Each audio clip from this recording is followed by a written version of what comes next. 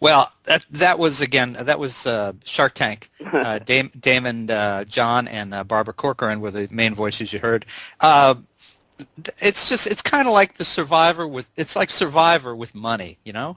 We call it the American Idol meets The Apprentice, but you get like 5 or 7 versions of the boardroom in an hour. Wow. You know, that one I always get teased about. People always say, "Well, Damon, if you counter, of course he was going to counter," and I'll say, "No, no, no. My counter would have then been 65%, and I don't go back." And he made a smart decision. It seemed like you did, yeah. Well, let's talk about the brand within. What inspired you to write this book? Shark Tank really inspired me to write The Brand Within because ever since Shark Tank, I've been approached sometimes 30 times a day on the street, and I can't even tell you the amount of emails. And people a lot of times don't understand that no matter what brand you have, it really starts with you. And, you're a brand from the day you're born. And people come to me and they speak to me and uh, they're not dressed right or they don't speak right. Their presentation is horrible. And even in Shark Tank, we judge and brand those people when they walk down that aisle. We generally know if we want to do business with them. So after that, all we want to do is hear the things that convince us that we don't want to do business or we do. Hmm. And people really don't get that these days. So I try to do a dumbed-down version to explain to people, you can have the best idea and everything you want, but if I don't believe in you and your brand personally, I don't want to be in business with you. Hmm. Was writing it as much about sharing your expertise as challenging your expertise by exploring how other brands work? It was, it was pretty challenging because if you really look at branding, you go into with all these professors and PhDs who understand branding of corporations, they can break down all these big fancy words and human psychology and all that other stuff that, at the end of the day, I'm just trying to break it down from a simplistic form where not too many of the big, snooty scholars tell me, how dare you. So I had to really come up with a thesis to break it down where the everyday man can understand, and they don't want it going over their head when they're trying to just understand what they need to do to make it to become, a Steve Jobs that if he gets sick, the stock goes down 20% because people are afraid of the fact that he's sick because he really is the brand. Mm-hmm. Or somebody, if you go all the way in the urban market, like a P. Diddy, who can sell everything from records to fragrances to music to Ciroc liquor, but other artists can't because he's really the brand. So I try to break it down to people so they can understand this type of thinking. I think you break it down in one sentence at one point, don't you? You basically say that sex sells everything. It does.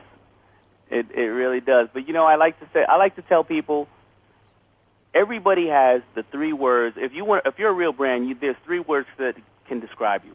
BMW, fine German engineering. White Castle is what you crave. Nike, think differently. TNT, we know drama. Mm. You have to be able to explain yourself in 3 words. Is your life compassion, drama, and education, or is it compassion, education, and fashion? Whatever it is, morals, this, that, family first. But people don't understand that. Once you have that, you have more of a mission statement to yourself. And you're the brand. You have to make sure that other people know that. Now, how does that apply to the President of the United States? You write about Barack Obama and his brand. How does all that apply to a candidate, let's say? Well, perfect example. The candidates that go out there and they do a lot of spinning and stories and stuff like that and mislead us, they usually get exposed for it. Now, I can't say that I really agree with where the president is at this moment, but I do believe that his brand was always had the sincerity to it, and it had this angle of, I don't want to move to Washington because I don't want to get caught up in the politics. And now we're suffering from the fact that he doesn't have a lot of those. He's getting the pushback for a lot of different reasons. But think about this guy who, he stood on a stage at a certain point, and he shocked the country and the world, and he became a brand overnight, and everybody started to then look into who he was as a person. Once you started to look into who he was as a person, you started to want to invest in that person, and you want to say, I can believe.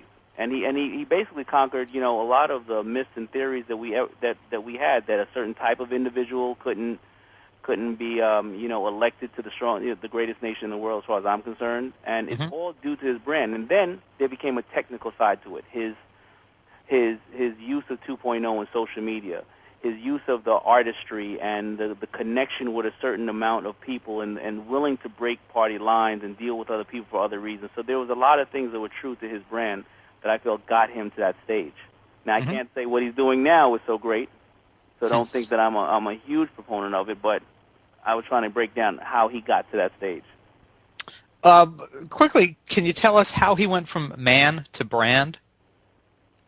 Well, you know, he was this guy fighting for, you know, for certain rights, and you know, and then he decided to start to go up into the chain, and start to go after this property of being this person in Chicago, aligning himself with certain people.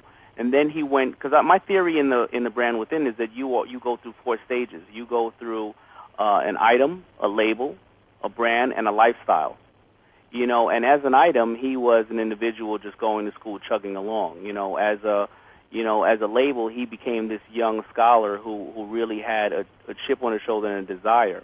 As a brand, he started to come up as a politician and a candidate, and now he is a lifestyle. If you talk about being the president, you can really, the president, the first family, and the whole Obama situation, he is a lifestyle. We're yet to see more if he's going to have this huge legacy that is going to really be a lifestyle. So right now he's in between the brand and lifestyle category to me.